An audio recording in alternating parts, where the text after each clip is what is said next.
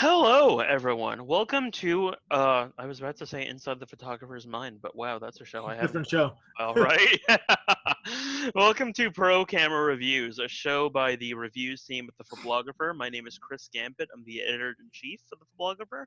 I am joined by our reviews editor, Paul Ip, Hey folks, how's it going? and we are also joined by our gear editor, Brett Day. Hi, everyone. Uh, Today we have a very, very fun, interesting show. We're not talking a whole lot. Actually, no, we are talking about gear. But there's that mostly in that segment that you have, Brett. That you're taking the lead on. But the rest of it, it's sort of gear, right, guys? Yeah, Yeah. yeah. All Still right, related. yeah. So what we're talking about, I should really get into it. So we're discussing a little bit about how we do our high ISO tests, which are different than a lot of other publications that you see out there on the web. If you've been reading our site for a while, you'll hear about us talking about some of these things, but this is the first time we're actually showing you some of the things that we see. I may even have to take the lights off and specifically light some of these uh, very much in a telling way. You'll be able to see hopefully because I'm shooting this with the Canon EOS R and the 50mm f1.2 RF, and I'm at aperture f3.2, and I look better than any other camera that I've ever used. So I'm really, really shocked by this. Good job, Canon. You made a Shrek look like a person. So yeah. Then there's the other things that we're talking about. We're talking about how to figure out the right camera for you, and that's really a holistic question. Obviously, uh, you have cameras and they all have sensors and they all do things and they all have lenses and those lenses all do things, but you have to figure out the right one for you. So we're going a little bit into that. Brett is going to be taking the lead on that, and obviously the rest of us, we've all tested gear, so you'll be hearing from all of us here. Just quick check: is the Canon EOS R still tracking my face? Yep. Wow, this is amazing. Yeah. Anyway, I know that there's lag. This is part of our continued test of some of these cameras. We're making sure that they work for webcams, and I'm on my PC today. That's why you also have a different view. And lastly, we're talking about a recent kerfuffle with Adobe, and I don't know if I would say that it's arguably one of the reasons why a lot of us left Adobe. Would you guys say so? It's certainly something that was in the back of my mind when I made the switch quite some time ago. Why don't we just get right into it, Paul? Do you want to talk about what happened with Adobe recently, Uh, or? yeah, yeah, absolutely. So, as some of you were probably affected by this during middle of this week, so Adobe servers crashed, I think, middle of Wednesday this past week. Yeah, that sounds right. And yeah, so as a result, basically, more than half of the creative industry was in a standstill because it locked a lot of people out of their, creative suite programs. Like not that's and this did not only affect photographers; it affected anyone that use Adobe products. So videographers, video editors, graphic designers, illustrators, basically anyone that uses an Adobe product likely were affected by this issue. So this was because essentially what's happening is every so often if you're running an Adobe application, it would phone home to authenticate that you're using either the latest version of the software or that you're using a legal version of the software. Now, obviously, there's some of this discussion. People like the proponents of the switch that Adobe made quite some time ago was that, oh, you're always getting the latest version of the software. So the subscription model is cheaper than buying, because, if you remember what, like 10 years ago, 15 years ago, it was very expensive to get like just standalone versions of Photoshop, or this was even, at the time, Lightroom didn't even exist. So a lot of people Well, it would, did, but you had to get it on a CD-ROM with yeah, yeah, yeah. well, yes, like, yeah, you have to buy it, from like, well, probably not even Amazon back then. You have to go to like a computer store to purchase the software, and it would cost hundreds of dollars at once, which led to a lot of people just outright pirating the software. Um, Chances are, like, as like if you ask 10 photographers, at least half of them had pirated a copy of like Photoshop at some point. You know, And Lightroom and yeah, Bridge yeah. and I mean, InDesign. if you pirated Bridge, that's your own problem. Man, I don't use Yeah, that that software. is one bridge I will happily burn. Is Adobe Bridge. But yeah, so going back to this, so circling back, so what's happened now with their CC model, the Creative Cloud model, is that everything is hosted on the cloud, and you know, even if you have locally installed versions of the software, and this is something that they swore up and down would not happen when they switched from a standalone version to the cloud-based, you know, software as a service model, was that, oh, you know, like once you download it and installed it, you're fine. You know, it's not gonna lock you out of your services. You know, you can use everything, no problem. But obviously, this past Wednesday, that proved not to be not the case. So, you know, that begs the question, like, you know, why, you know, why, like, you know, certainly, like, yes, you're always getting the newest updated version of the software, but why do you need to like phone home to the servers all the time, and why are you locking people out of something that they paid for? Because it's That's something that ridiculous. I go ahead. I'm sorry. No, no, yeah, no. That's something that I always felt was weird. Like when I was deleting their software from my iMac, I had to go through layer after layer after layer. And then there were things that I was like, wait a second, like I don't understand. Why is this here? It's sort of like for PC users, have you ever tried to use that browser Chromium? Like No. it's basically like a freeware like uh It's a fork. virus. Yeah, it's a fork of the Chrome, or like the Chrome browser. It's built on the same code base. Yeah, but like Adobe was working the same way. It's like, oh no, we're going to do everything that we can to ensure that we can't get out of your life. And I'm like, geez, Well, they've, guys. I mean, in a way, they've certainly positioned themselves that way. You know, like it or not, much of the creative industry, like any creative industry, Adobe is very much the de facto standard. Unless you're talking about maybe, you know, if you're a colorist, or if you do, you know, high end editing, then you may be using DaVinci, or you're using like Avid, you know, stuff like that. But like now, you know, or if you like you know, Chris, I know you use Final Cut because you know you're on a Mac, but a lot of other people, they're on, you know, Photoshop. I mean, I still use Photoshop for my, you know, for my To edit videos? no, for my computer. Oh, some people you actually could, believe it or not. Yeah, I know you could, but Kind like, of come funny, on, but man. Let's be yeah, honest. yeah, but you know, so I mean, as much as I'd like to be completely Adobe like independent, you know, I still have to use Photoshop every once in a while. Although I am contemplating evaluating Affinity as an alternative once I can get all the plugins I need over there. But that's like a whole different conversation.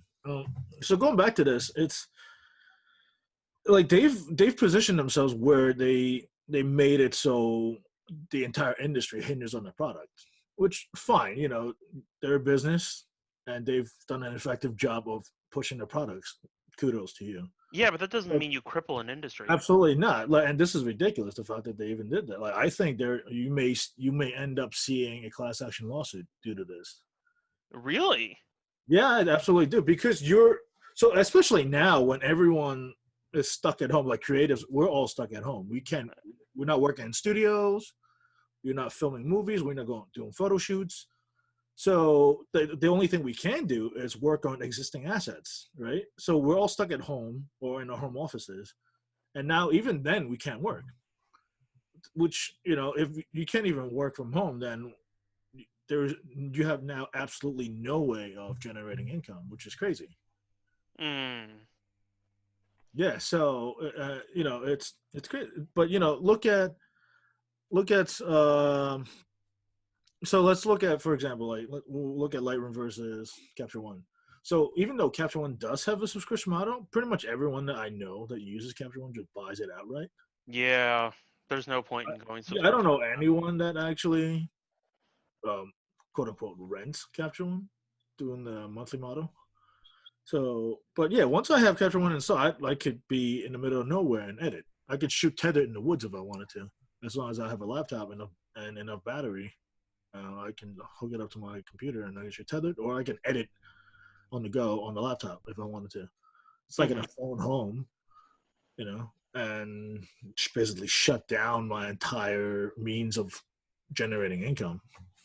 So Yeah. no, I've gone on for a bit now, but what do you guys think? You want to go, Brett?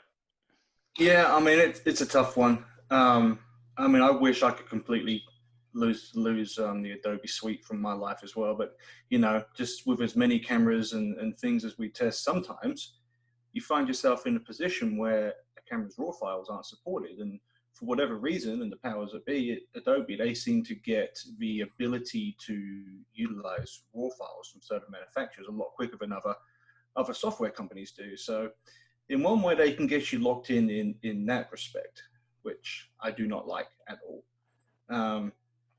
But the fact that you have to be online is a major red flag for me to be able to access the software. That should not be a part of the deal at all. It's a huge problem. It's a huge problem. It's not just in this industry. It's in a lot of other industries as well, where an always-on connection is becoming a requirement. And it's something that needs to be addressed, I believe, because it's going to start excluding a lot of people who live in rural areas who aren't going to be able to work at all. Well, more than that too. I mean, for anyone else that's really curious about this, like, let's say, and Paul and I have been in this position many times. Sometimes we have to be on a plane for like 8 to 12 hours, and we have to work. And the Wi-Fi, what's it called on like Delta, like Gobo or Go? Oh yeah, GoGo. Yeah, it's pretty terrible. It's atrocious. Yeah, I'm not going to sit there and try to connect to it while trying to edit in Adobe Lightroom CC. Right. Yeah, like basically you have to hope to like the powers that be that while you're in the middle of editing with no internet connection, that it doesn't try to phone home and authenticate, because the moment it does, it'll tell you, nope, you are up a creek. Like like we're not gonna let you do anything until you can authenticate. Obviously this isn't the only reason we're only finding out about this is because Adobe's own servers crashed, which broke their own feature. So they're obviously you're gonna see once they actually address this publicly, they're gonna say that, oh, like this is this is an aberrant occurrence. This never happens, just because our servers are down. That's not our problem as consumers. You sold us a bill of goods. You promised us a service that does not, will never basically lock us out of being able to work, except now that it actually has. So you have to you need to explain to us why that's the case, and you also have to guarantee that this does not happen in the future.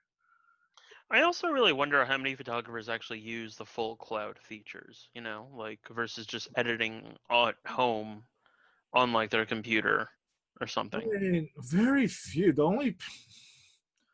I don't know very many. That's the most thing. professionals that I know, the only time they even use a cloud feature is if they need to push something out to social like right away. In which case they'll do a quick edit on Lightroom Mobile, get the stuff out, and call it a day. So they've done other stuff that's I will give them credit for, like Premiere Rush and stuff, which is pretty cool. But yeah, like other than that, like realistically, you're not going to dump an entire memory card's worth of raw files onto your phone or your tablet and have that blast out to the internet while you're on the go. Like realistically, unless you live in South Korea or Sweden, your internet infrastructure, like your mobile internet infrastructure, is not good enough to support that kind of data transfer on the go. Anyways, Yeah. So yeah, like for most creatives, there's no reason why you need to be online to do any of the work that you do. I think for me, one of the other things I'd like to look into is, apart from them requiring you to be online for instant updates and authentication, is in this era of privacy, what other information are they siphoning in off your computer as you're using it? Yeah, absolutely. If any at all. Like, what specifically could be your concern? It's not even a concern. It's the fact that they have something phoning home all the time, sending signals back and forth. With Yeah, that, you I know, mean, the problem is, so this is this is a bigger problem than just the fact that they're phoning home. It's just the way that end user license agreements are structured in a way that most humans do not know how to read them, and most people don't read them. mm, You install a program, like, I mean, realistically, most people, when they install a program and they see the huge wall of text, they scroll to the bottom, click OK, and they move on with their day. They don't know what they've signed away. You know, there could be legalese buried in that entire wall of text that says we can siphon whatever information we want from your computer, and you click OK, and you've basically waived that right and just wholesale given away your life. no, that's fair. But we're delving into data security and privacy here, so I don't want to kind of derail that situation. I could go on about that forever, but Yeah, but I mean, Brett's bringing up a good point because I mean, Brett, you mentioned that, and I'm thinking about like in terms of the gaming world, there's Steam, and Steam will ask you for like the specs of your computer every now and again so that they can improve their product based on like the average specs that people have and are using. But Adobe, in the years that I was using it, I don't ever remember them asking for like well, computer here's the thing: specs. it's not so much as them asking; it's that it's generating analytics on the back end.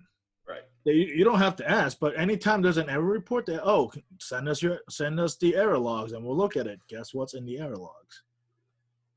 I mean, it Everything. could even be something. It's not sinister at all. It could just be Right. like, we're going to look at what cameras people are using, what percentage of people use these cameras. We can sell this information to Canon. We can sell this information to Fuji. We can make money off of our consumers in these other ways without them knowing about it. Yeah, it's kind of like social media in some sense. Like, it's free, but why is it free? Because they are gathering information on you, on your patterns, on your demographics, information about you. Basically, everything about you that can be data mined can be sold and transferred.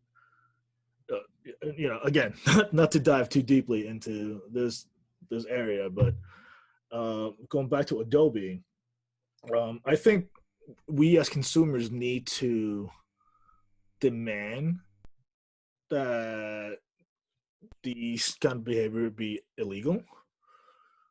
Like, if you want to certify that my instance of the program is in fact legally purchased, that's fine, absolutely fine. If I go to update my software, sure, do an authentication check, no problem with that. But don't lock me out while I'm trying to work and like in the middle of working, because that is absolutely unacceptable. Imagine imagine being on set working on a client, all of a sudden you're locked out of your Lightroom catalog, or you can't edit a PSD. That's asinine. Yeah, that's fair. That's a good point. Final thoughts, Brett? I just think there needs to be more transparency in a lot of things that we deal with in all of our walks of lives. But yeah, I mean, it's just, I guess as we just keep on going on, it's just one of these things again. It's just we're going to have to start getting used to things like this, and whether we agree with it or accept it or not, it's gonna be happening. I mean, also, I feel like, Adobe has like still Photoshop elements and Premiere elements that, don't really totally, from my recollection, require a connection to the web to authenticate all the time. But I wonder if they could do the same thing with a Lightroom again, like, a lighter version of CC that's really just like something that you can use when you're out there in the middle of the woods having like an existential life crisis and you're using it to be creative. Or I mean, that's the whole premise behind the quote unquote new Lightroom, not Lightroom Classic. It's based in many the new respects. Lightroom's a joke, man. I can never get into it. No, it's a stripped down version with you're basically shoehorning a mobile UI onto a desktop environment. It's the same thing with their mobile apps as well. Though I don't know if you use the mobile apps, and when you're not signed into your account and you're not online with it, it will lock out more than half the features of the mobile. Yeah, no, I remember that. Yeah. They'll sell it as, we have a free companion app. I'm like, okay, but I can't use it. Yeah. So what good? Yeah, I think part of it is realizing the problem and we need to we need to make our voices heard and just say that this is unacceptable. And also, there needs to be a change in the way that a lot of the legal information, the end user license agreements, it needs to be conveyed in a more easily understood manner. Like, even for me, coming from a background in tech, I hate reading EULAs, like EULAs. It's ridiculous. There's no reason why I need to read 6,000 words just to know that I'm not potentially waiving a right that I don't want to waive. Like, I think there needs to be some reform with that on a higher level, maybe some sort of regulation where you need to break down exactly what information you're taking, what information is required, and for what reason. Similar to kind of how the Android App Store has broken down what specific permissions it requires with each app. Mm-hmm. It just, I think I don't think the regulation is really going to go through, though. Let's be honest. How no, are you it's going to not, get because through? we have people in government that don't even know what a computer is.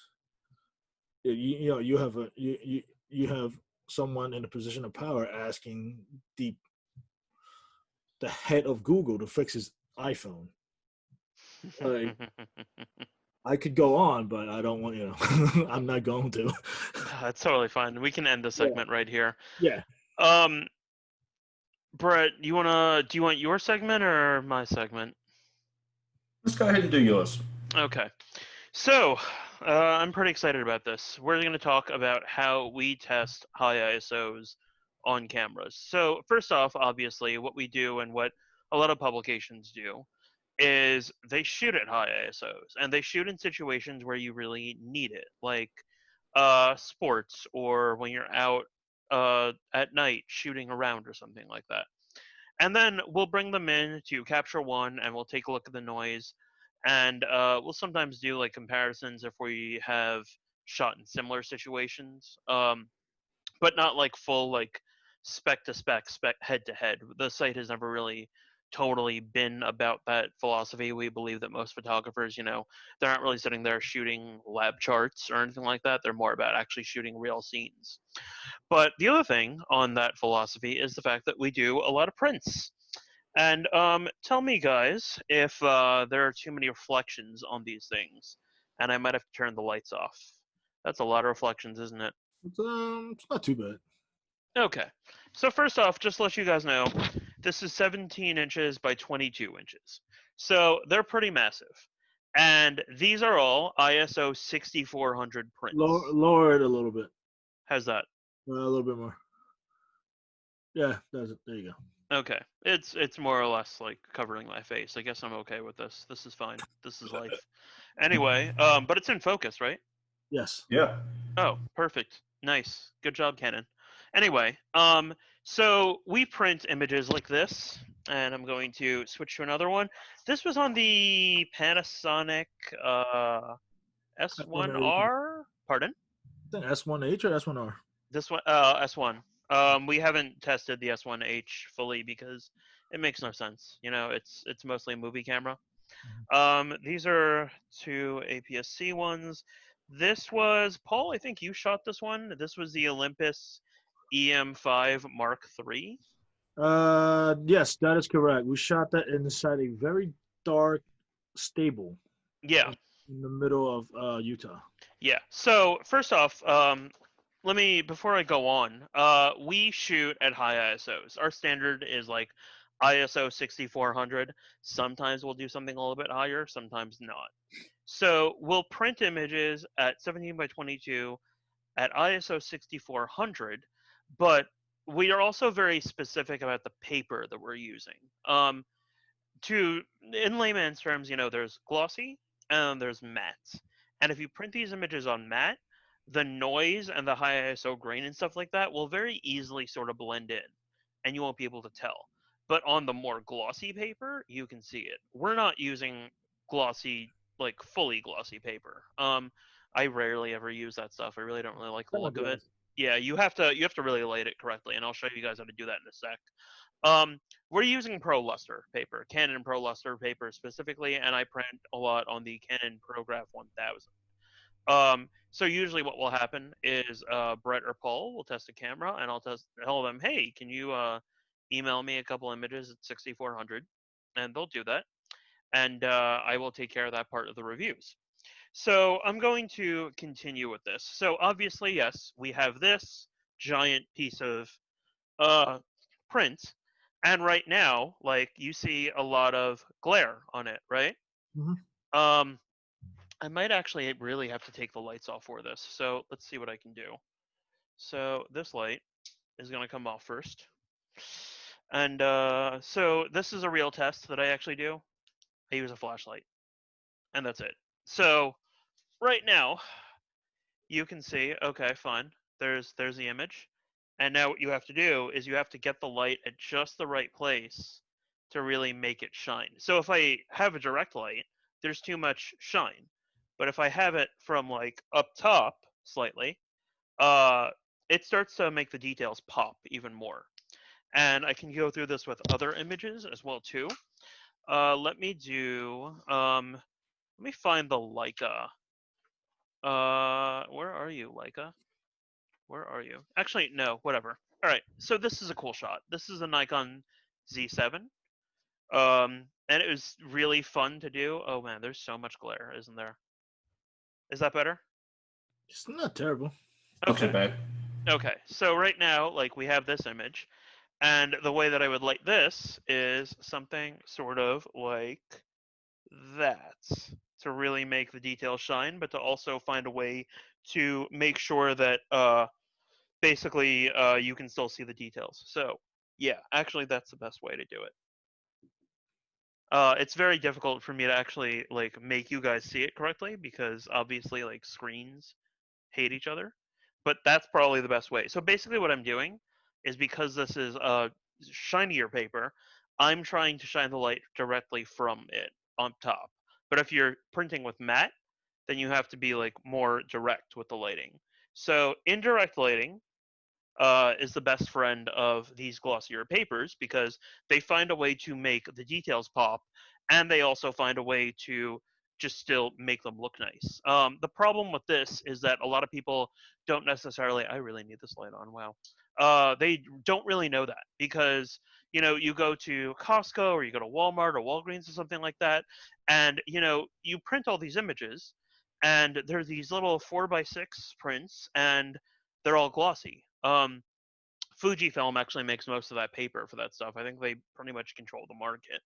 But then they're just like, okay, fine, this is what it looks like. But they don't really know how to make it like, uh, I could say shine, but I'm so sick of saying that word. Sparkle, I guess. So the way you would do it is with the right positioning of the lighting. And sometimes that even requires you to like move it to a different part of your apartment or home or something like that.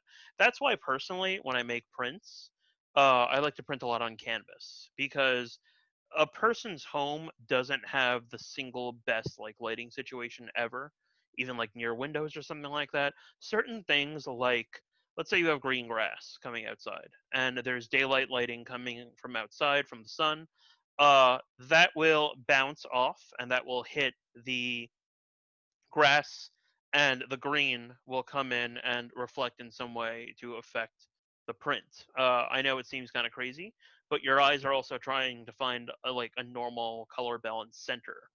Um, but yeah, that's more or less how we do this. And we've been doing it like this for a couple of years now. The reason why we decided that we wanted to do it this way is because we wanted to, one, find our way to differentiate ourselves, two, actually do something that really appeals to professional photographers, and for not only just professional photographers but also like the passionate photographer. I've really been all about that recently in a lot of my coverage on the site, and I've been encouraging everyone else to do so as well too. Like everyone can be a photographer these days. Let's be honest. You can do it with your iPad at a concert if you But want. safe then. No, man, I don't know. Like, I mean, everyone they go to concerts and like it's the most popular camera. Like, I it, see people photographing things around New York. Well, not so much, thankfully, recently in Times Square, but I see people walking around New York City with an iPad as a camera and just want to run up and smack it. You ever seen people with laptops, literally like photographing with their laptops? It's the craziest thing. Yeah, I know. But either way, yeah, no. Anyone can be a photographer. A professional photographer is still someone that actually makes taxable income, and most of their taxable income comes from that job. But a passionate photographer is really just someone that really loves what they're doing. So that's what we're talking about. And printing, I feel, is a very essential part of that because you're finding a way to make the image manifest, and that's really important to us. Um, Also, just a lot of other sites don't really print. Like, whenever we go to shows or we talk to other journalists, like, there's so many of them that just never printed an image, and I'm just like, why? Like, it's awesome. I have a print of Mark, our copy editor, our copy editor, right here. Yes, right there, and then actually a print of Paul's is right over there, but you can't see Anthony it because Bourdain, yeah. yeah, it's wow, Anthony Bourdain yet again in the conversation, but yeah. Um, so that's how we test our high ISO images. Obviously, we show you high ISO images in the specific review section. But otherwise, it's really about printing and trying to convey exactly that message out to people. It's very difficult to actually convey it online. I would even think it's very difficult to convey it in print because, like, let's say you had a magazine and you were like, okay, we're gonna show these high ISO images off. You would have to specifically find a way to print those specific images on that specific paper in every issue. And I don't even want to imagine the logistical problems that come with that. So, yeah. Any questions, anyone? We didn't have anything come up in the chat, did we? No, Yeah. You guys have any questions about the process? no, not really. But I definitely encourage more people to do it. You Definitely. know, it also informs the way that you edit as well. People that have never printed in their entire lives, they edit on a computer. You know, it's a backlit screen, and then they send their work out to be printed, and then they wonder why it looks completely different. Yeah. Just because fundamentally the light looks different. Yeah. Sanjay is asking, where did I get my methodology from? That's a great question. The reason why was because for years I've always heard from old school photographers that, oh, well, I'm not going to shoot above ISO 400 because my print is going to look like crap. And then it was, oh, I'm not going to print above ISO 1600. And then I was like, you know what? This actually is great for a test. Why don't I just start to do things at ISO 6400, which is, like a standard testing point for us anyway, and also for the camera industry. And why don't I try to make really big prints? Because everyone will be like, oh, yeah, you can make small prints at like 4x6 or like maybe an 8x10, but I don't know if I trust it. So I'm like, okay, fine, let's put these manufacturers to the test. And we've been doing that. And, cameras are getting so good that I'm actually even considering going to like 12,800 and see what we get. I know for APS-C cameras, it'll be pretty bad. Fujifilm at APS-C is pretty good at 6400. Sony, not X as trans, much. man. That's X trans. Yeah, I know. Sony, not as much. There's a Leica print in here from the S2, I think. Hold on. Yeah. Yeah, this thing is the single most detailed high ISO print I have ever seen in my life because of that sensor. This is the SL2. Yeah, this is ISO 6400. And basically what they did was they took like the same sensor that Panasonic is using, but they removed the low pass filter. So everything is stupidly, amazingly sharp, but you still get the very good high ISO rendition output. And like, it's so sharp that like, first off, I'm legally blind. You can tell very minute, tiny details in this thing. And I think this was shot with a Panasonic lens. I don't remember honestly. This was a rainy night. It was around Photo Plus. Me, Paul, Alyssa, and Dan and Mark, we were all walking around at night, and I was just like, okay, fine, I'll shoot this image. And you can tell some really incredible details from the image. Like something like this, you really shouldn't get super up close to, but this is something I'd really encourage it because you get so many amazing details. And you run into really cool things like that when you test. So that's more or less where we got the methodology from. I hope that answers your question. Well, there's an added benefit too to the printing test that we do. it kind of trains you to stop the bad habit of pixel peeping. Yeah. Just the nature of digital now, it's the first thing we do is we punch in and look to make sure that every little detail is sharp, right? But realistically, in real world applications, even in like you look at the biggest prints, like you look at billboards, you get up close and there's the detail is not there because it's designed to be printed so big that unless you're like within touching distance, it's not going to matter. Hmm. But people get hung up on that. Oh, it's not perfectly sharp. Guess what? Photography's been around for like 100 years. Some of the best and most historic photographs in history, they were not sharp at all. In fact, a lot of them were blurry as hell. Man, that is my most downvoted comment on Reddit when I sat there in like one of the pixel subreddits or something like that, and I was like, "Why do you care about pixel peeping?" And they're like, "Because I really want to see the details." I'm like, "But you're not really I going to get look it at if them all the you're a time." macro photographer. Absolutely. Say it again. I get it if you're a macro photographer or if you're shooting high-end products where every little thing needs to be tack sharp. Absolutely, no doubt about it. I shoot a lot of products. I get it. Sometimes, but like when I do that, everything is manual and I'm dialing everything in, and like I'm dialing in my focus manually. I'm stacking focus because I know that for that specific application, that's what I need to do. But for most people, for day to day, even for like my portrait work, like if I get an image that's not perfectly 100% tack sharp, if the raw emotion is there and I connect with my subject, that is infinitely more valuable than an image that is the most technically sound and perfectly sharp. We need to get like I think that's part of the technological advances has kind of pushed us to the point where we are valuing technical perfection over actual like emotion. I completely agree with you, and I think that that's actually a perfect segue into Brett's segment, where like we've been looking at lenses for a while, and you go to DxO Mark or something like that, and Canon's lenses will always be like very highly downvoted versus Sony or Zeiss or Sigma or Tamron or something like that. But clearly, right now, you're seeing me on a Canon lens, and I look pretty good. Um, so it's really about also like choosing the system for you. But I really do agree with you. I think that like engineers are trying to engineer an image and a vision that isn't necessarily always there, or it is there. And then there's just like problems that are made up, like onion bokeh. Like what the hell? Like really, guys? Really, Sony? Really, Panasonic? Like you're sitting here complaining about onion bokeh because of the way that you guys are like massaging the elements, like you're using sandpaper? Okay, cool. I don't really care about that. Like, who the hell is looking at an image that close where they're sitting there complaining about onion bokeh, of all things?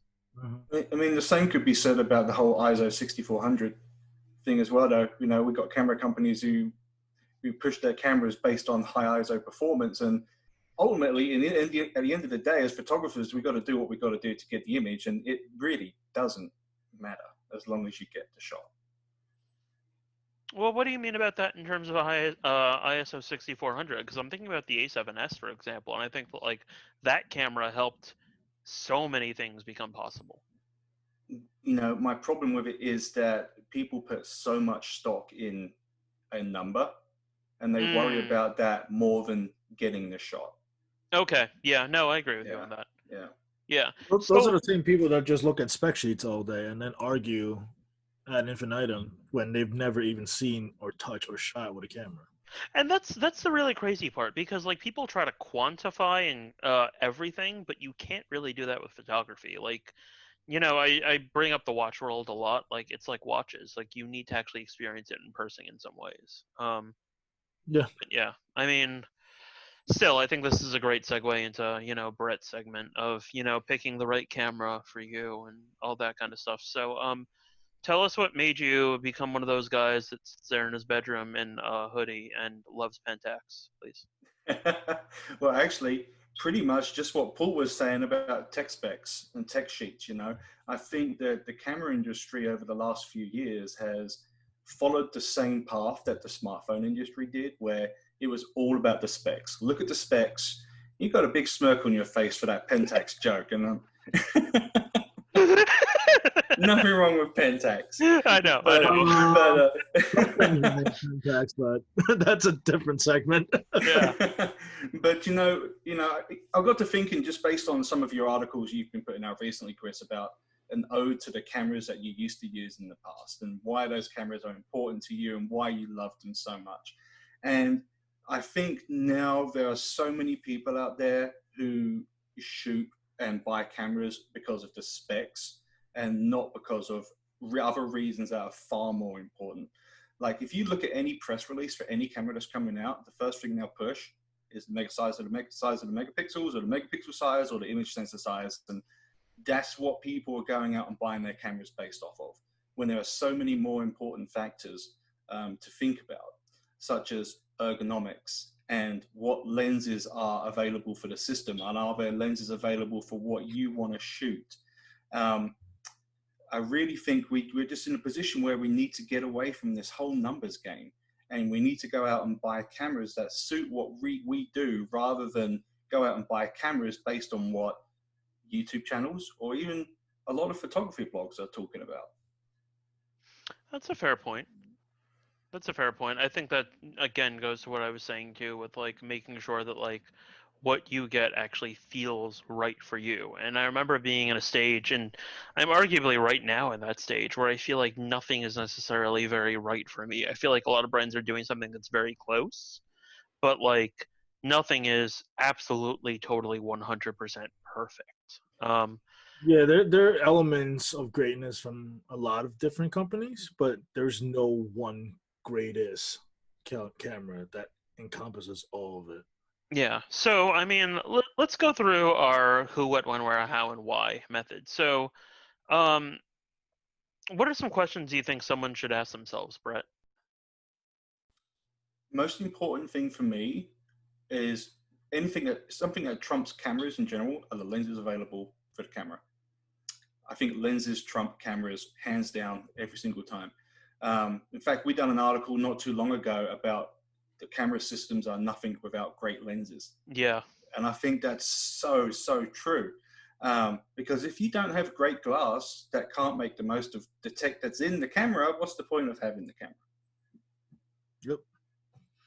It's so crazy because when I was starting out too, I was thinking like, oh yeah, I could get a DSLR. I don't need a lens. Like I'll just sit there and I'll shoot. And I'd be like, oh, no, I actually need a lens. So a lot of people don't understand that as well too. I agree with you. Like, let's say you wanted to shoot macros. The Nikon Z system doesn't have a macro lens right now. You would have to get something from the F system and adapt it. Or like maybe there might be something third party. I don't really know. Laowa makes one For Nikon Z? Yeah, I think they have one for Z mount. Yeah, or at least they're working on one. Yeah, but how many people want to sit there and manually focus? I never said that they would. Yeah, they may do. Well, I mean, also I'll throw that out there. When I shoot macro work, a lot of times I'm shooting manual. Oh yeah, totally. Same here. I think another thing people need to, and I fell into this category when I made the decision to leave Canon after 17, 18 years of use. I fell into the tech spec trap, and I made 2 purchasing decisions based on tech sheets. And for me personally, they were the 2 worst decisions I made. I jumped from Canon into a Sony, and I didn't even hold the Sony camera until I went out and purchased it. And I didn't like it. Ergonomically, I did not like the camera. And then so I was stuck. Oh my gosh, I've sold all my Canon gear. I've got this Sony gear. What do I do? Do I stick with it? Do I try and learn to like it? Or do I move on to something else? I stuck with it for a year. X-T3 came out. I'd done the same thing. The tech specs looked amazing on paper. I went out and bought it. Ergonomically, I couldn't get along with it. And I was not comfortable using it for 8 to 10 hour shoots that I would do for clients. It just didn't Really? work I for me. thought you liked that camera. The XT3, I couldn't. My hands are massive. I could not. I love the output from it. Ergonomically, I could not stand it. So the GFX is more up your alley? It's a better camera to hold for sure because I've got chunky hands. But I mean, you asked talked about Pentax earlier on. The reason why I went to Pentax, when I picked the K1 up, it felt right in my hand. And I think when you're going out on shoots that are 6, 8, 10 hours long, you've got to have a camera that feels comfortable. On top of that, the lenses that were available for Pentax were fantastic for me, and it's not going to be the same for everyone. And that's why it's important you find a camera that's right for you. It's got to be a camera that it fits right in the hand. It's got to be like a camera you can connect with. It's got to have the glass that you can use, and the type of sensor or the megapixel of the sensor should not really play that big of a role in your decision to purchase or not purchase a camera.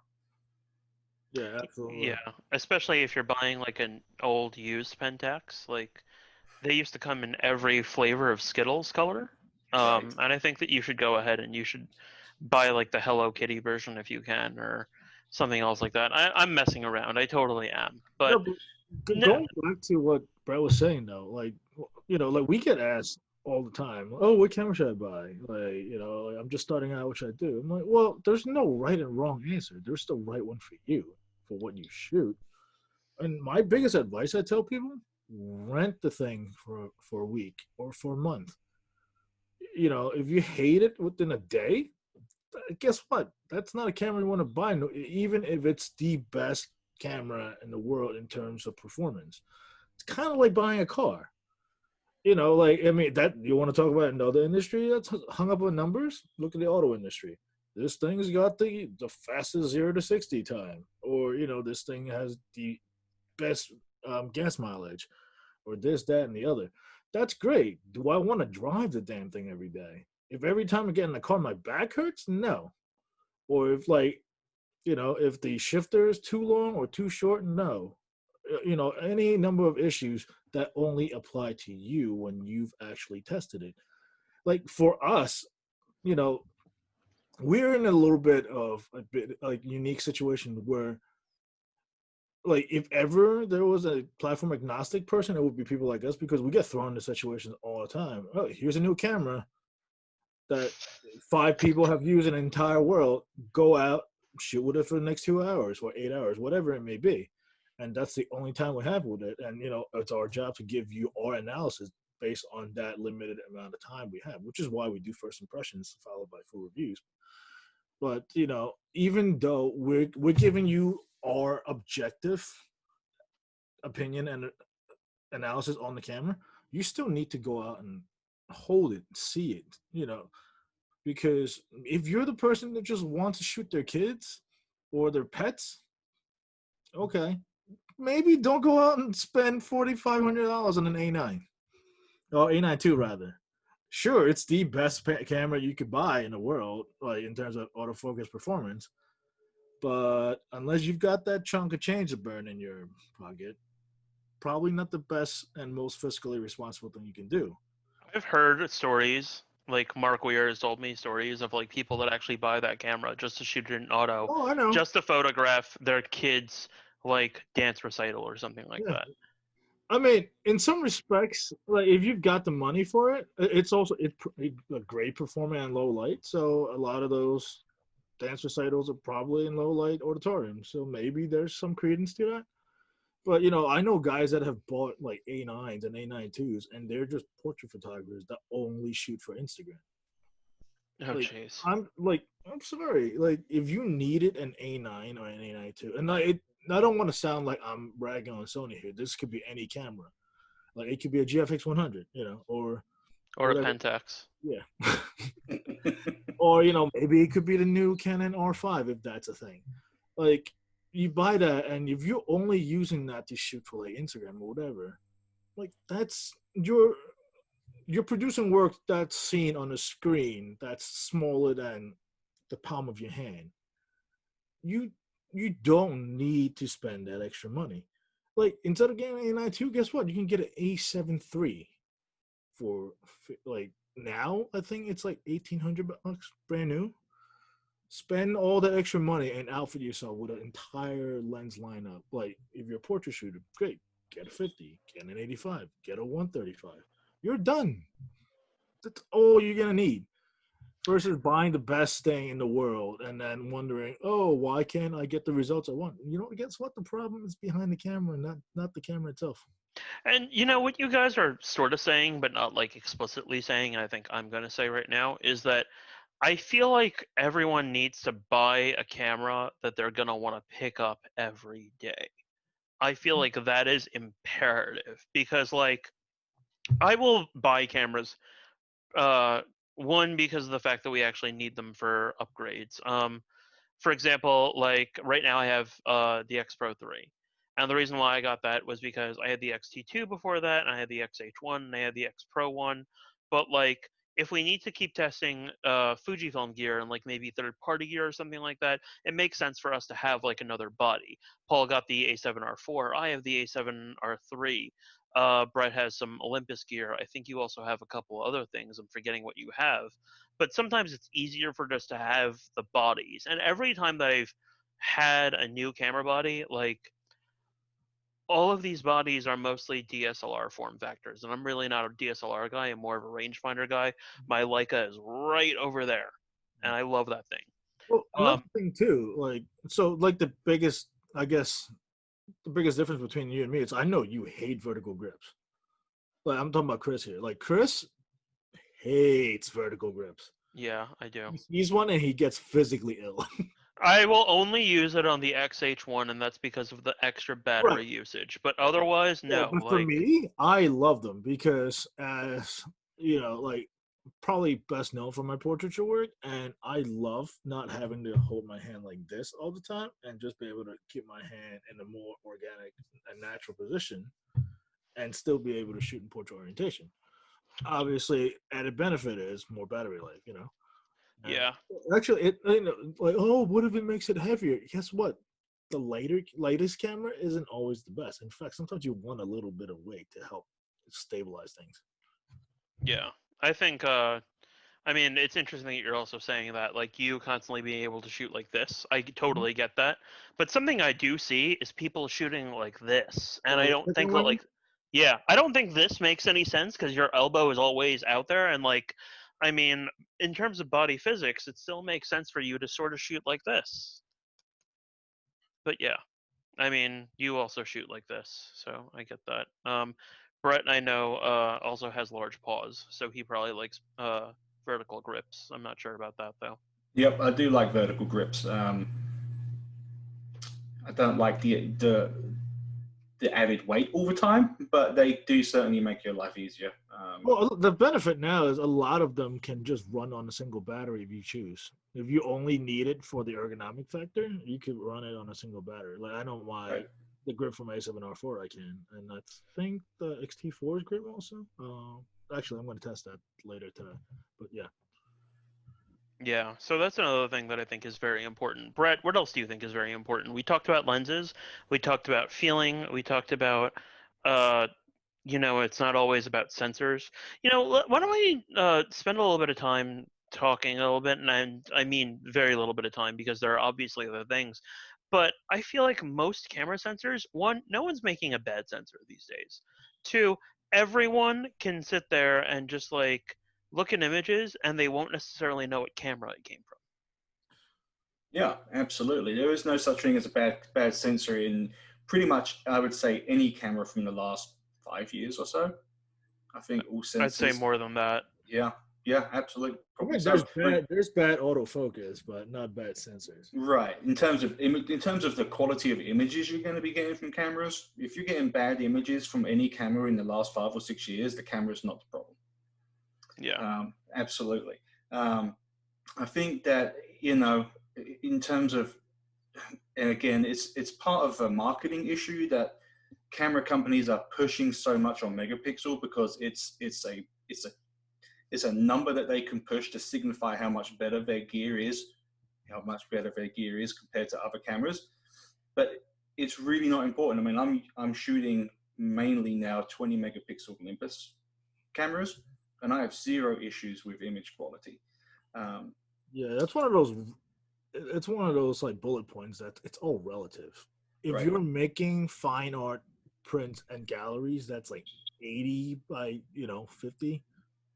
Sure, you know, but like for most people that are just shooting like day to day stuff, you don't really need 60 or 100 megapixels. No. Exactly. Also, like, I was thinking about this the other day because I wrote an ode to the original OMD EM5. I miss their 16 megapixel sensor, man. Like, that thing looked like Kodak Portra that was really nicely saturated, like VC Kodak Portra. Um, and like the sensor before that, when it was more CCD and made by Kodak, it looked like slide film, Yeah. and it had less megapixels. So sometimes I'm like, we don't really need better megapixels. You just need a Well, product that stands out. And when everyone's using the same sensors from the same camera companies, we get such monotonous images. well, yeah. I mean, you have what, two? Oh, three sensor manufacturers now. You got, I know Canon has mixed their own. Sony makes most people's. And you got Tower Jazz, which whether or not they're going to be around for too long remains to be seen. But there was rumors that Samsung was going to get back into the sensor manufacturing game, which actually could have been a huge sea change. But we'll never know. Those sensors were actually very good. Not like the first Yeah. generation ones, but they got so much better after a while. Yeah. Well, I think part of that too. It's they at that point, Samsung was very much trying to become like Sony because Sony is a electronics conglomerate. Like they got like, and Samsung in a lot of ways was trying to copy that. By we've got consumer electronics, we've got cameras, we got TVs, we got like refrigerators. They're trying to do everything. Like Sony does that too. So, but they never kind of fully committed to it, despite the fact that, I remember their NX cameras were pretty great at the time. But another added thing that most people don't consider until like it's too late, they'll buy like the latest camera. Like, for example, like, so I own an A7R4. I tell like people, oh, that's such a great camera. Well, it's great. But a lot of people, like, they don't realize that, oh, guess what? It's not just the camera you got to worry about. If your computer sucks, have fun trying to work with those raw files. Oh man, that's so true. Yeah, like I don't have that problem because I built my own computer and like I can edit an entire shoot easily. But some people, they're like, oh, I can't, like, why does it take so long for me to process these files? Like, well, if your computer is from like a decade ago, I'm sorry, it just wasn't cut out to work on this kind of stuff. Or like, God forbid, you're trying to shoot with a GFX 100 and then you open those files and your computer just melts. You know, these are things that people don't think about. They're only looking at that one metric and they kind of just think, oh, it's got the highest, blah blah blah. That must mean it's the best. Well, yeah, I mean, okay, in that respect, yes, I when it comes to cameras with the highest megapixel count, sure, that particular camera is the best one in that list. But what is the best? Let's like saying, oh, this car can go 0 to 60 in 2 seconds. Great. Guess what's not too great? 0 to 60 into a wall. Can it brake faster? There are other factors you need to consider. It's not like a one universal metric that applies to all things. Yeah, but that as soon as someone else comes out with a car and says, I can go from 0 to 60 in 1.9 seconds instead of 2, That people is are going to jump on that 1.9, absolutely let's be honest. that is how the entire auto industry operates, particularly high-end sports and supercars. Yeah. Like Ferrari comes out with like a car, 2.9 seconds. Okay, Koenigsegg comes out with a car, 2.8 seconds. And then someone else comes out, oh, guess what? 2.7 seconds. It's diminishing returns. At some point, you cannot get around the laws of physics. I don't care who you are, how much money you throw at a problem. Guess what? The laws of physics dictate everything that happens in this world. So don't get too hung up. Get something that can produce the results that you want. And, maybe don't break the bank in the process. Brett, you've broken the bank a number of times, haven't you? Oh, too many times. Yeah, let's not try to get Brett in trouble. His wife is also on the Zoom right now. I know she is. Yeah, I know she is. Have you Yes, told her about the? dude, stop. I know I'm gonna get in trouble. That's a I Um, lot. can, I That's can a hear her lot. sharpening the knife right now. Yeah, that's the last we've seen of Brett. right. What else do you think is a really big reason for someone to buy a camera? A Brett. big reason for someone to buy a camera? Yeah, like choose one versus another. Like, why would I choose? Uh, I'm literally looking at everything that I have in for review right now, and I have like 3 cameras in right now. Why would I choose the Sony system versus, for example, the Leica full frame system? And I'm specifically giving this to both of you guys because I hear this argument all the time from Leica, and I hear it all the time from Sony, and I'm sick of answering it, so I want to hear from you guys. Well, you kind of answered the question earlier yourself. You prefer rangefinders. Yeah. Okay. Also, here's another one of those intangible qualities we haven't touched on yet. So I wrote a piece recently about like film cameras to get you started, right? A list of film cameras to get you started. Why do people associate film? Like it's old, like it's not the sharpest thing ever. That going back to like people getting hung up on sharpness, but it's that tactile feeling you get loading the film every time, that that intention of creation. You're picking up a camera because you intend to create, and the act of creating fuels you. And like the moment you load a roll of film into a camera and you wind that lever back, it puts you into that mode. It's kind of like a Pavlov's dog thing, where like you pick up a camera, you wind the film, and okay, I'm ready to go. I'm in creation mode. It puts you in a different mindset. Yeah, there you go. Also, literally doing like Also, like the sound of the shutter. Sometimes, like you sometimes the like film advance. yeah, you hear the shutter, and sometimes it just sounds right. It's like I said earlier on. For me, one of the biggest things for me is getting that personal connection with a camera. I know it sounds completely stupid to say you can have a connection with a piece of electronics or a mechanical camera, but it makes such a massive difference in terms of how much you enjoy using it. And if you enjoy using it because of how it feels and how you connect with it, you're going to go out and you're going to shoot and you're going to create a lot more. I'm looking at the comments from my wife here right now, and she's talking about the A9 II because I loved how the A9 II felt in my hand. Mm-hmm. It still wasn't for me personally. I didn't feel like I connected with it as much as I've connected with other cameras, but it still felt great. It just wasn't for me. So it goes back to going out and holding the cameras, using the cameras, finding out what feels best for you. Yeah, that's a great point too, because like the camera becomes the extension of our body, just like it is our paintbrush. Like if you're a painter and you like, is there like what is the best paintbrush to buy, right? I'm like, well, does it feel good in your hand?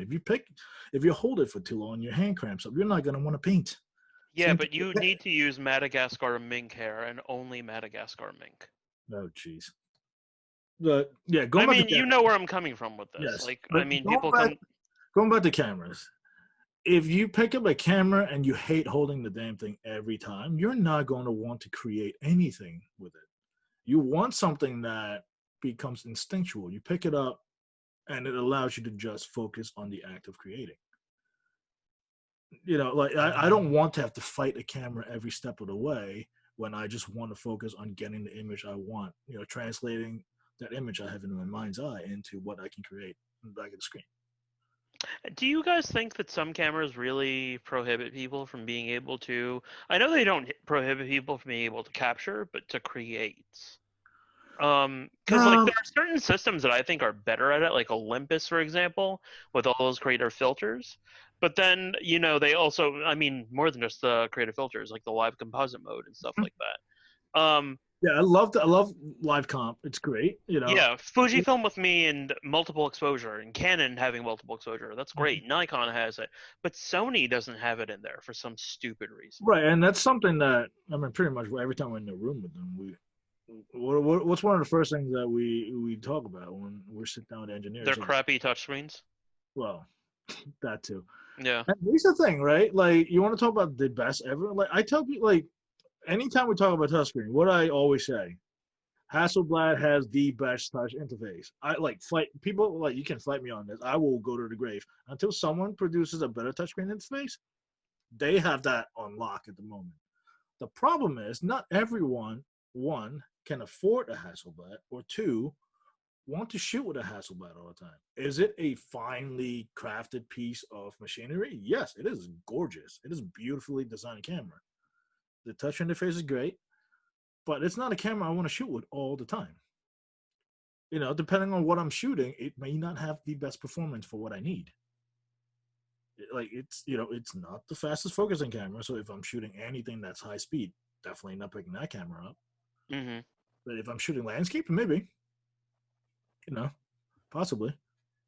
But that's the thing. It's like, you know, going back to your first comment initially when we began the segment is, you have all these little elements that of greatness from different manufacturers. If somehow we can pull that together, that'd be amazing. That's probably why I love building my own computers in the first place. So I can pick and choose the best of everything that suits my needs and create something that's perfectly for me.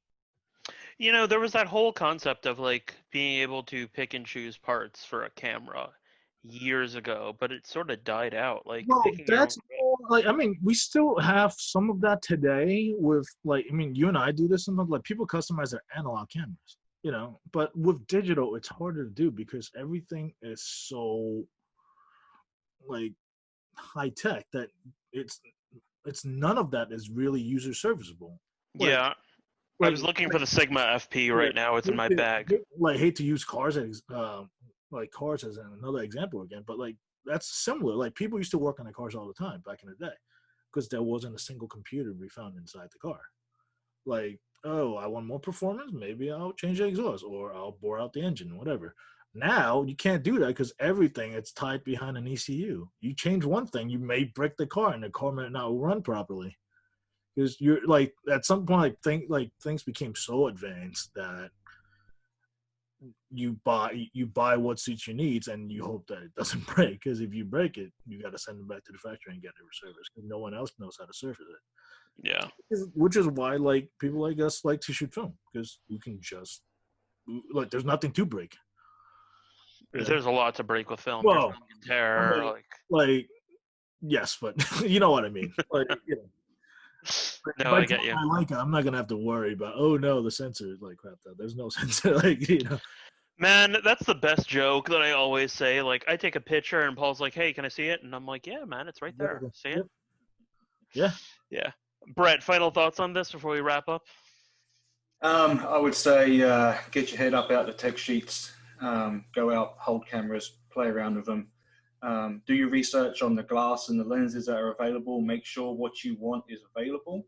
And if you still get all of that and you're still not producing pictures you like, the next camera with the bigger megapixel count isn't going to make your pictures any better. Get some training. Lenses are greater than cameras. Photographers are greater than all of it put together. Yep. Yeah, completely agree with you on that. All right, guys, that's all we have time for. We actually had a very long show today, but we were having fun with this conversation, and it seems like our audience was too. So thank you guys for tuning in. Thank you, everyone. And if you're in the audience, stay behind. I will unmute everyone in just a bit. And yeah, we're all set, right? Yep. All right. Take care, folks. Good Thanks, night, everyone. Okay, I'm cutting the recording here.